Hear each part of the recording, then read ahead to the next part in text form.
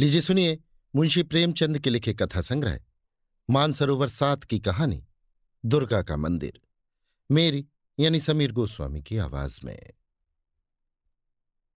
बाबू ब्रजनाथ कानून पढ़ने में मग्न थे और उनके दोनों बच्चे लड़ाई करने में। श्यामा चिल्लाती कि मुन्नू मेरी गुड़िया नहीं देता।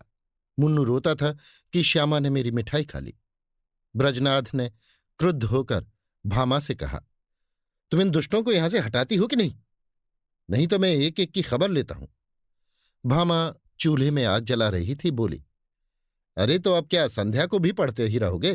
जरा दम तो ले लो। ब्रजनाथ, उठा तो ना जाएगा, बैठी बैठी वहीं से कानून बघारोगी।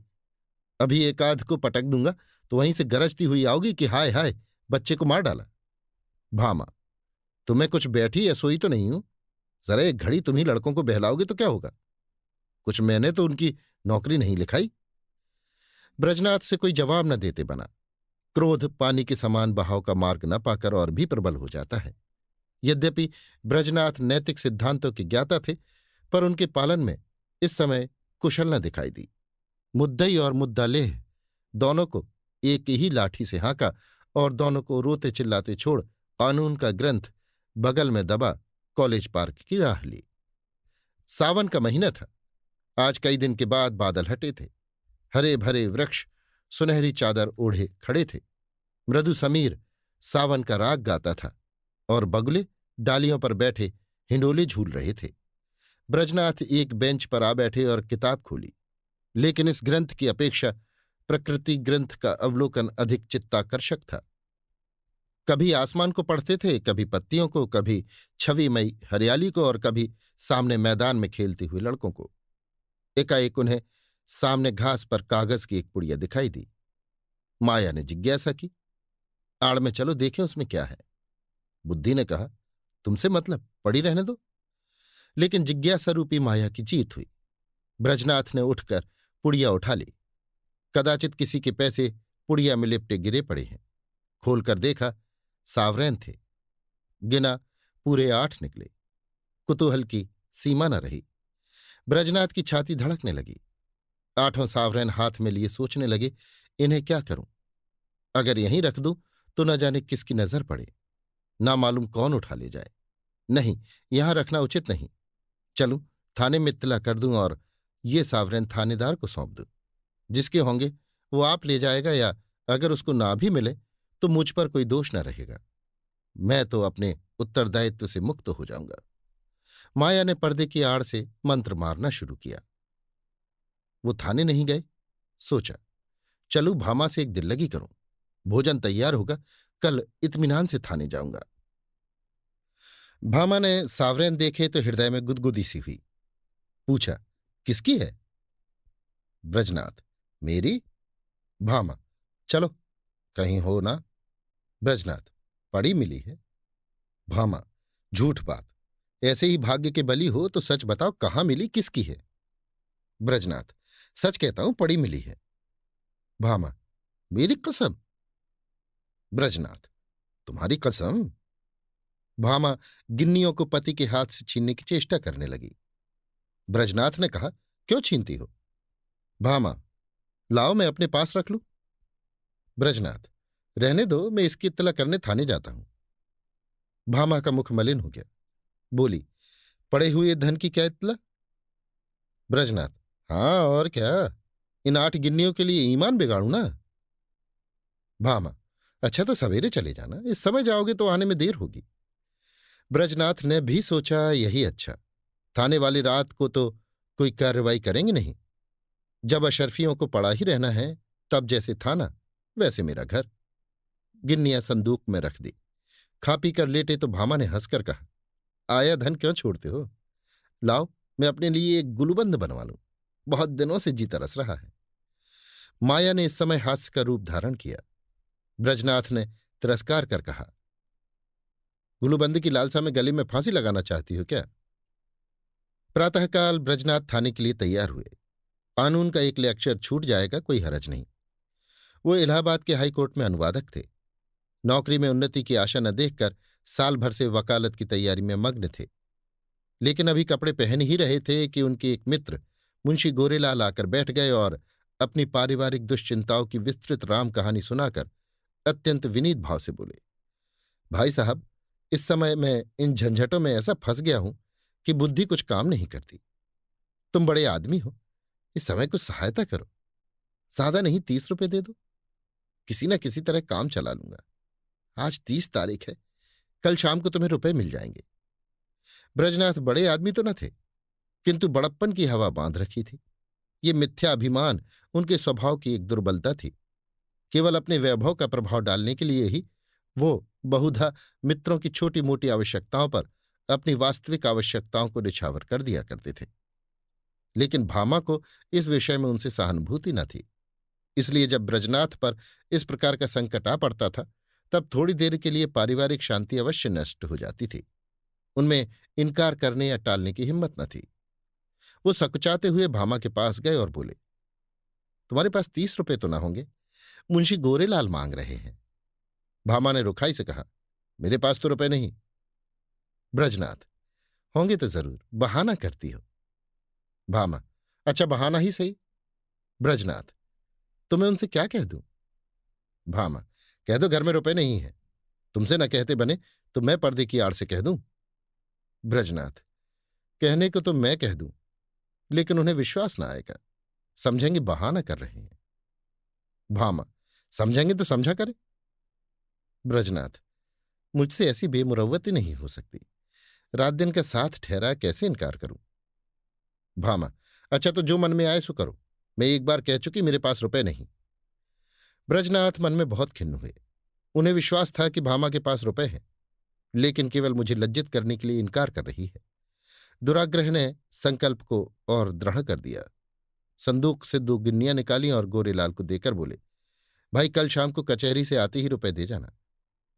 ये एक आदमी की अमानत है, मैं इसी समय देने जा रहा था। यदि कल रुपए न पहुंचे तो मुझे बहुत लज्जित होना पड़ेगा, कहीं मुंह दिखाने योग्य न रहूंगा। गोरेलाल ने मन में कहा, अमानत स्त्री के सिवा और किसकी होगी। गिन्नियां जेब में रखकर घर की राह ली। आज 1 तारीख की संध्या है। ब्रजनाथ दरवाजे पर बैठे गोरेलाल का इंतजार कर रहे हैं। 5 बज गए, गोरेलाल अभी तक नहीं आए। ब्रजनाथ की आंखें रास्ते की तरफ लगी हुई थीं। हाथ में एक पत्र था, लेकिन पढ़ने में जी न लगता था।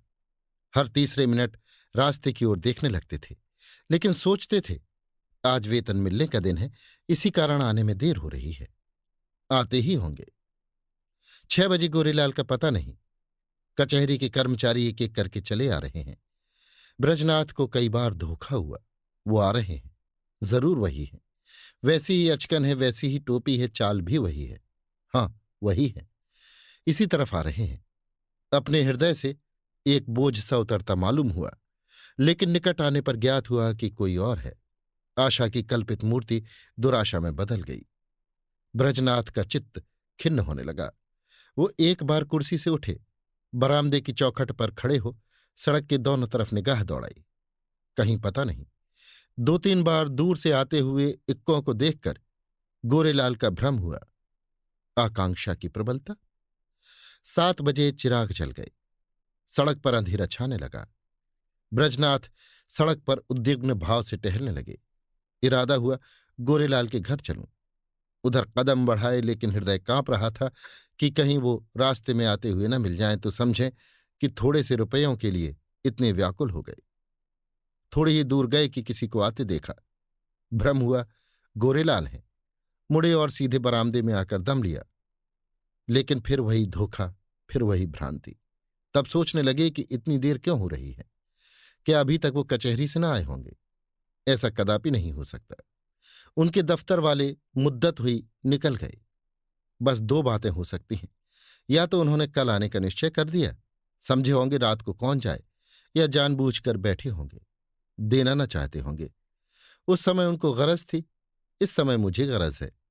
मैं ही किसी को क्यों न भेज दूं, लेकिन किसे भेजूं? मुन्नू जा सकता है, सड़क ही पर मकान है।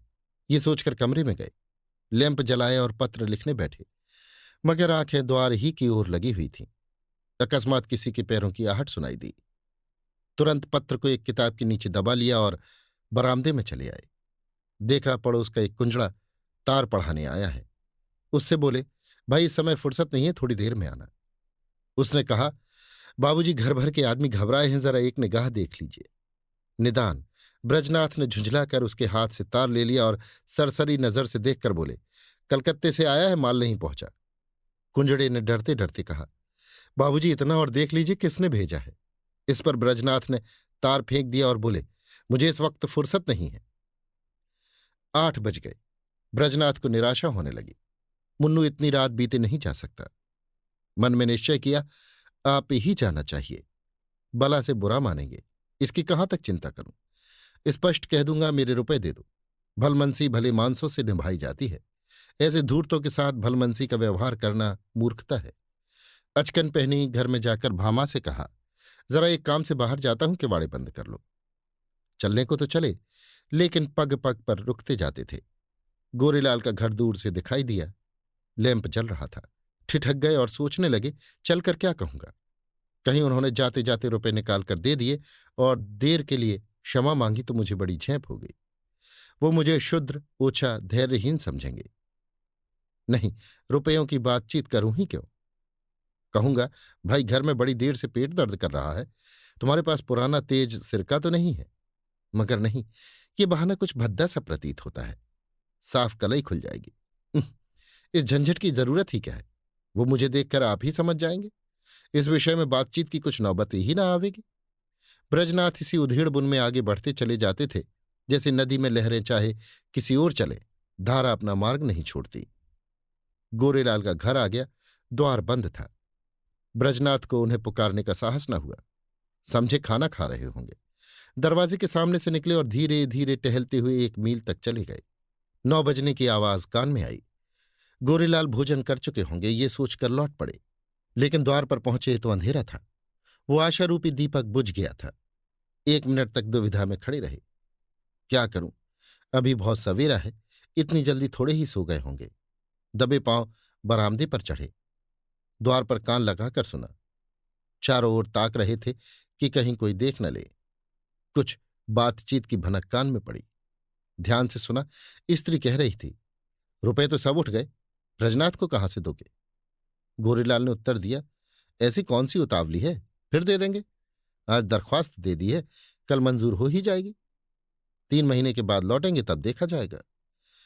ब्रजनाथ को ऐसा जान पड़ा मानो मुंह पर किसी ने तमाचा मार दिया।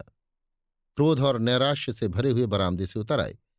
घर चले तो सीधे कदम न पड़ते थे, जैसे कोई दिन भर का थका मांदा पथिक हो। ब्रजनाथ रात भर करवटें बदलते रहे। कभी गोरेलाल की धूर्तता पर क्रोध आता था, कभी अपनी सरलता पर। मालूम नहीं किस गरीब के रुपए हैं, उस पर क्या बीती होगी। लेकिन अब क्रोध या खेद से क्या लाभ। सोचने लगे, रुपए कहाँ से आवेंगे। भामा पहले ही इनकार कर चुकी है। वेतन में इतनी गुंजाइश नहीं। 10-5 रुपए की बात होती तो कतर व्योत करता। तो क्या करूं, किसी से उधार लूं। मगर मुझे कौन देगा। आज तक किसी से मांगने का संयोग नहीं पड़ा, और अपना कोई ऐसा मित्र है भी तो नहीं। जो लोग हैं मुझी को सताया करते हैं, मुझे क्या देंगे। हाँ, यदि कुछ दिन कानून छोड़कर अनुवाद करने में परिश्रम करूं तो रुपए मिल सकते हैं। कम से कम 1 मास का कठिन परिश्रम है। सस्ते अनुवादकों के मारे दर भी तो गिर गई है। हाँ, निर्दयी, तूने बड़ी दगा की। ना जाने किस जन्म का वैर चुकाया, कहीं का न रखा। दूसरे दिन ब्रजनाथ को रुपयों की धुन सवार हुई। सवेरे कानून के लेक्चर में सम्मिलित होते, संध्या को कचहरी से तजवीजों का पुलिंदा घर लाते और आधी रात तक बैठे अनुवाद किया करते। सिर उठाने की मोहलत न मिलती। कभी 1-2 भी बच जाते। जब मस्तिष्क बिल्कुल शिथिल हो जाता तब विवश होकर चारपाई पर पड़ रहते। लेकिन इतने परिश्रम का अभ्यास न होने के कारण कभी कभी सिर में दर्द होने लगता, कभी पाचन क्रिया में विघ्न पड़ जाता, कभी ज्वर चढ़ाता। तिस पर भी वो मशीन की तरह काम में लगे रहते। भामा कभी कभी झुंझलाकर कहती, अजी लेट भी रहो, बड़े धर्मात्मा बने हो। तुम्हारे जैसे 10-5 आदमी और होते तो संसार का काम ही बंद हो जाता। ब्रजनाथ इस बाधाकारी व्यंग का उत्तर न देते। दिन निकलते ही फिर वही चरखा ले बैठते। यहां तक कि 3 सप्ताह बीत गए और 25 रुपए हाथ आ गए। ब्रजनाथ सोचते थे 2-3 दिन में बेड़ा पार है, लेकिन 21वें दिन उन्हें प्रचंड ज्वर चढ़ाया और 3 दिन तक न उतरा। छुट्टी लेनी पड़ी। शैय्या सेवी बन गए। भादों का महीना था। भामा ने समझा पित्त का प्रकोप है, लेकिन जब 1 सप्ताह तक डॉक्टर की औषधि सेवन करने पर भी ज्वर न उतरा तब घबराई। ब्रजनाथ प्रायः ज्वर में बकझक भी करने लगते। भामा सुनकर डर के मारे कमरे से भाग जाती, बच्चों को पकड़कर दूसरे कमरे में बंद कर देती। अब उसे शंका होने लगी कि कहीं ये कष्ट उन्हीं रुपयों के कारण तो नहीं भोगना पड़ रहा है।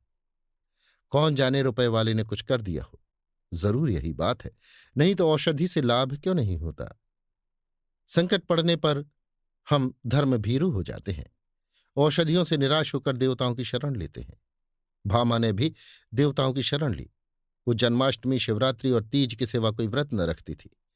इस बार उसने नवरात्र का कठिन व्रत शुरू किया। 8 दिन पूरे हो गए। अंतिम दिन आया। प्रभात का समय था। भामा ने ब्रजनाथ को दवा पिलाई और दोनों बालकों को लेकर दुर्गा जी की पूजा करने के लिए चली। उसका हृदय आराध्य देवी के प्रति श्रद्धा से परिपूर्ण था। मंदिर के आंगन में पहुंची। उपासक आसनों पर बैठे हुए दुर्गा पाठ कर रहे थे। धूप और अगर की सुगंध उड़ रही थी। उसने मंदिर में प्रवेश किया। सामने दुर्गा की विशाल प्रतिमा शोभायमान थी। उसके मुखार बिंद पर एक विलक्षण दीप्त झलक रही थी। बड़े बड़े उज्ज्वल नेत्रों से प्रभा की किरणें छिटक रही थीं। पवित्रता का एक समासा छाया हुआ था। भामा इस दीप्त वर्ण मूर्ति के सम्मुख सीधी आंखों से ताक न सकी। उसके अंतःकरण में एक निर्मल विशुद्ध भावपूर्ण भय का उदय हो आया। उसने आंखें बंद कर लीं, घुटनों के बल बैठ गई और हाथ जोड़कर करुण स्वर से बोली, माता मुझ पर दया करो। उसे ऐसा ज्ञात हुआ मानो देवी मुस्कुराई। उसे उन दिव्य नेत्रों से एक ज्योत सी निकलकर अपने हृदय में आती हुई मालूम हुई। उसके कानों में देवी के मुंह से निकले ये शब्द सुनाई दिए, पराया धन लौटा दे, तेरा भला होगा। भामा उठ बैठी। उसकी आंखों में निर्मल भक्ति का आभास झलक रहा था। मुखमंडल से पवित्र प्रेम बरसा पड़ता था। देवी ने कदाचित उसे अपनी प्रभा के रंग में डुबा दिया। इतने में दूसरी स्त्री आई। उसके उज्ज्वल केश बिखरे और मुरझाए हुए चेहरे के दोनों ओर लटक रहे थे। शरीर पर केवल एक श्वेत साड़ी थी। हाथों में चूड़ियों के सिवा और कोई आभूषण न था। शोक और नैराश्य की साक्षात मूर्ति मालूम होती थी। उसने भी देवी के सामने सिर झुकाया और दोनों हाथों से आंचल फैलाकर बोली, देवी, जिसने मेरा धन लिया हो उसका सर्वनाश करो। जैसे सितार मिजराब की चोट खाकर थरथरा उठता है, उसी प्रकार भामा का हृदय अनिष्ट के भय से थरथरा उठा। ये शब्द तीव्र शर के समान उसके कलेजे में चुभ गए। उसने देवी की ओर कातर नेत्रों से देखा। उनका ज्योतिर्मय स्वरूप भयंकर था। नेत्रों से भीषण ज्वाला निकल रही थी। भामा के अंतःकरण में सर्वत्र आकाश से, मंदिर के सामने वाले वृक्षों से, मंदिर के स्तंभों से, सिंहासन के ऊपर जलते हुए दीपक से और देवी के विकराल मुंह से ये शब्द निकलकर गूंजने लगे, पराया धन लौटा दे, नहीं तो तेरा सर्वनाश हो जाएगा। भामा खड़ी हो गई और उस वृद्धा से बोली, क्यों माता, तुम्हारा धन किसी ने ले लिया है? वृद्धा ने इस प्रकार उसकी ओर देखा मानो डूबते को तिनके का सहारा मिला। बोली, हां बेटी। भामा, कितने दिन हुए? वृद्धा, कोई 1.5 महीना। भामा, कितने रुपए थे? वृद्धा, पूरे 120। भामा, कैसे खोए? वृद्धा, क्या जाने, कहीं गिर गए। मेरे स्वामी पलटन में नौकर थे। आज कई बरस हुए वो परलोक से धारे। अब मुझे सरकार से 60 रुपए साल पेंशन मिलती है। अब की 2 साल की पेंशन एक साथ मिली थी। खजाने से रुपए लेकर आ रही थी। मालूम नहीं कब और कहाँ गिर पड़े। 8 गिन्नियां थी। भामा, अगर वे तुम्हें मिल जाए तो क्या दोगी? वृद्धा, अधिक नहीं, उसमें से 50 रुपए दे दूंगी। भामा, रुपए क्या होंगे, कोई उससे अच्छी चीज दो। वृद्धा, बेटी और क्या दूं? जब तक जीऊंगी तुम्हारा यश गाऊंगी। भामा, नहीं, मुझे इसकी आवश्यकता नहीं। वृद्धा, बेटी, इसके सिवा मेरे पास क्या है? भामा, मुझे आशीर्वाद दो, मेरे पति बीमार हैं, वो अच्छे हो जाएं। वृद्धा, क्या उन्हीं को रुपए मिले हैं? भामा, हां, वो उसी दिन से तुम्हें खोज रहे हैं। वृद्धा घुटनों के बल बैठ गई और आंचल फैलाकर कंपित स्वर से बोली, देवी, इनका कल्याण करो। भामा ने फिर देवी की ओर सशंक दृष्टि से देखा। उनके दिव्य रूप पर प्रेम का प्रकाश था। आंखों में दया की आनंददायिनी झलक थी। उस समय भामा के अंतःकरण में कहीं स्वर्गलोक से ये ध्वनि सुनाई दी, जा, तेरा कल्याण होगा। संध्या का समय है। भामा ब्रजनाथ के साथ इक्के पर बैठी तुलसी के घर उसकी थाती लौटाने जा रही है। ब्रजनाथ के बड़े परिश्रम की कमाई तो डॉक्टर की भेंट हो चुकी है, लेकिन भामा ने एक पड़ोसी के हाथ अपने कानों के झुमके बेचकर रुपए जुटाए हैं। जिस समय झुमके बनकर आए थे, भामा बहुत प्रसन्न हुई थी। आज उन्हें बेचकर वो उससे भी अधिक प्रसन्न है। जब ब्रजनाथ ने 8 गिन्नियां उसे दिखाई थी, उसके हृदय में एक गुदगुदी सी हुई थी, लेकिन हर्ष मुख पर आने का साहस न कर सका था। आज उन गिन्नियों को हाथ से जाते समय उसका हार्दिक आनंद आंखों में चमक रहा है, ओंठों पर नाच रहा है, कपोलों को रंग रहा है और अंगों पर किलोल कर रहा है। वो इंद्रियों का आनंद था, ये आत्मा का आनंद है। वो आनंद लज्जा के भीतर छिपा हुआ था, ये आनंद गर्व से बाहर निकला पड़ता है। तुलसी का आशीर्वाद सफल हुआ। आज पूरे 3 सप्ताह के बाद ब्रजनाथ तकिए के सहारे बैठे थे। वो बार बार भामा को प्रेमपूर्ण नेत्रों से देखते थे। वो आज उन्हें देवी मालूम होती थी। अब तक उन्होंने उसके बाह्य सौंदर्य की शोभा देखी थी, आज वो उसका आत्मिक सौंदर्य देख रहे हैं। तुलसी का घर एक गली में था। इक्का सड़क पर जाकर ठहर गया। ब्रजनाथ इक्के पर से उतरे और अपनी छड़ी टेकते हुए भामा के हाथों के सहारे तुलसी के घर पहुंचे। तुलसी ने रुपए लिए और दोनों हाथ फैलाकर आशीर्वाद दिया, दुर्गा जी तुम्हारा कल्याण करे। तुलसी का वर्णहीन मुख वैसे ही खिल गया जैसे वर्षा के पीछे वृक्षों की पत्तियां खिल जाती हैं। सिमटा हुआ अंग फैल गया, गालों की झुर्रियां मिटती दीख पड़ीं। ऐसा मालूम होता था मानो उसका कायाकल्प हो गया। वहां से आकर ब्रजनाथ अपने द्वार पर बैठे हुए थे कि गोरेलाल आकर बैठ गए। ब्रजनाथ ने मुंह फेर लिया। गोरेलाल बोले, भाई साहब कैसी तबीयत है? ब्रजनाथ, बहुत अच्छी तरह हूं। गोरेलाल, मुझे क्षमा कीजिएगा, मुझे इसका बहुत खेद है कि आपके रुपए देने में इतना विलंब हुआ। 1 तारीख ही को घर से एक आवश्यक पत्र आ गया और मैं किसी तरह 3 महीने की छुट्टी लेकर घर गया। वहां की विपत्ति कथा कहूं तो समाप्त न हो, लेकिन आपकी बीमारी का शोक समाचार सुनकर आज भागा चला आ रहा हूं। ये लीजिए, रुपए हाजिर हैं। इस विलंब के लिए अत्यंत लज्जित हूं। ब्रजनाथ का क्रोध शांत हो गया। विनय में कितनी शक्ति है। बोले, जी हां, बीमार तो था, लेकिन अब अच्छा हो गया हूं। आपको मेरे कारण व्यर्थ कष्ट उठाना पड़ा। यदि इस समय आपको असुविधा हो तो रुपए फिर दे दीजिएगा। अब मैं उऋण हो गया हूं, कोई जल्दी नहीं है। गोरेलाल विदा हो गए तो ब्रजनाथ रुपए लिए हुए भीतर आए और भामा से बोले, ये लो अपने रुपए। गोरेलाल दे गए। भामा ने कहा, ये मेरे रुपए नहीं, तुलसी के हैं। एक बार पराया धन लेकर सीख गई। ब्रजनाथ, लेकिन तुलसी के पूरे रुपए तो दे दिए गए। भामा, दे दिए गए तो क्या हुआ, वे उसके आशीर्वाद की न्यौछावर है। ब्रजनाथ, कान के झुमके कहां से आवेंगे? भामा, झुमके ना रहेंगे ना सही, सदा के लिए कान तो हो गए। अभी आप सुन रहे थे मुंशी प्रेमचंद के लिखे कथा संग्रह मानसरोवर 7 की कहानी दुर्गा का मंदिर, मेरी यानी समीर गोस्वामी की आवाज में।